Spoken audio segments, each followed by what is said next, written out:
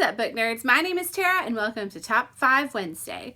Top 5 Wednesday was created by Lainey over at Ginger Reads Lainey, and you can find her information as well as a link to the Goodreads group in the description below.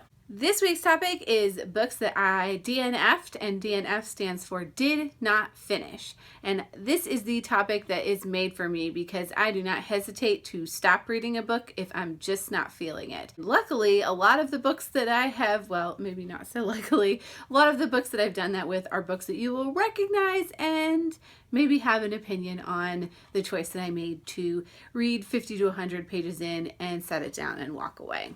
So let's start with number 5, which is Life After Life by Kate Atkinson. This book was popular a year or two ago, and I decided I wanted to give it a read as an audiobook. So I purchased it. It is the story of a woman who keeps living life after life. She'll die, and then she gets reborn again, and she gets to try again. And so it has a lot of magical realism elements that are totally my thing. It's a big, thick book, but I was ready to just jump right in and do it. But I don't know if it was the audiobook format or what. I just could not follow what was happening. I was not getting into the story, and I walked away from it. And the reason that it is number 5 on this list is because I do intend another day to go back and pick up the print book and try it again that way. I have a feeling that it was a really good or is a really good book. I just wasn't in the right frame of mind at the time. I wasn't reading in the right format, and I can't blame the book for that. So that's why it's number 5. Number 4 is The One by Kiera Cass, and I've talked about the Selection series many times here on my channel. It is a guilty pleasure read for me. I enjoy this sort of Bachelor meets the Hunger Games, though more heavily on the Bachelor than the Hunger Games aspect of this series, and I read it like book candy. So I'm not trying to get anything wholesome or literary out of these books. I just think that they are so much fun. And that's all good and well until I got to the 3rd book in the series. I don't know if I was just burned out or if I had the ending spoiled for me by reading the description to the air, which is a thing that did happen, but I only read about 50 pages of this, and it sat on my Goodreads currently reading shelf for a very long time before I finally had to admit it just wasn't the time. But I still own this book, and I do intend one day to go back and read it. These next 3 books, the top 3 on this list, are 3 that break my heart a little bit. Well, one of them doesn't break my heart because I really don't like it, but they break my heart that I am literally walking away, and I am probably never going to read these books. So book number 3 on my list is The Uglies by Scott Westerfeld.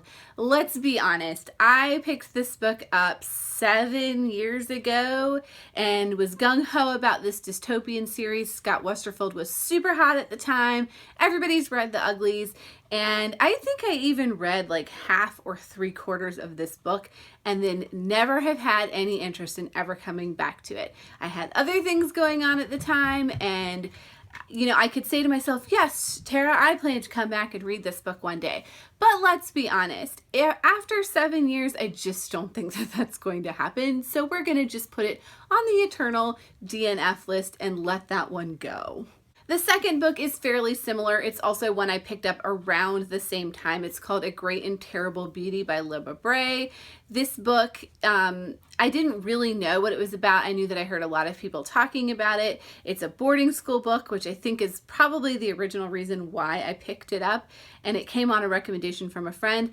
I think I probably read 90% of this one, and then went online, read a bunch of synopses of the book, and completely spoiled myself, not just for this book, but for the entire trilogy. And since was like, I already know everything that happens, and even though I still own the book on my shelf, I don't have any intention of finishing the book or buying the other 2 books in the series.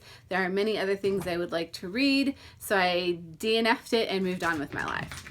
If you hear little noises running through the screen, that would be my cats, because they have chosen this exact moment to just run across the floor and yowl and run their little toenails everywhere. So I apologize for that. Number 1 on this list is, what's the name of that book? Number 1 is Unravel Me by Tahira Mafi. This is the second book in the Shatter Me series, and I know that I've talked about the Shatter Me series before on this channel, especially Shatter Me, that I do not like that book. But let's talk about my own lapse in judgment when I said, hey, I didn't like Shatter Me, but people are telling me that it's because the first book has all this purple prose and an unlikable protagonist, but it gets better. She grows and she matures as the series goes on. So I said, okay, let me give that a try and see if maybe I can give this series a chance. I kid you not, 20 minutes into that Audible audiobook, I was calling Audible up on the phone and said, give me my money back. I'm sorry I wasted everyone's time, especially my own. This is not the book for me. It was my very first experience with having to call Audible and have them give me back a credit, but it was worth it because I got to read something else excellent instead, and I will never, ever, and no one can ever convince me to read this series again. I am done with it. I have cleaned my hands and moving on to all of the better books out there in the world. So let this be a lesson to everyone. If there's a book that you hate the first book in the series, and even if everyone is telling you how great it is, walk away. Not worth it. I know that's a very negative Top 5 Wednesday, but I do have no shame over walking away from books, giving up on books, giving books away to people who might enjoy them better than myself. And I understand that any one of these books may be something that you enjoy. That is perfectly fine. I'm a librarian, I'm a teacher. I put these books in the hands of my students all the time. They just are not for me. Thanks for watching, Book Nerds. That's all for now, and I will see you next time.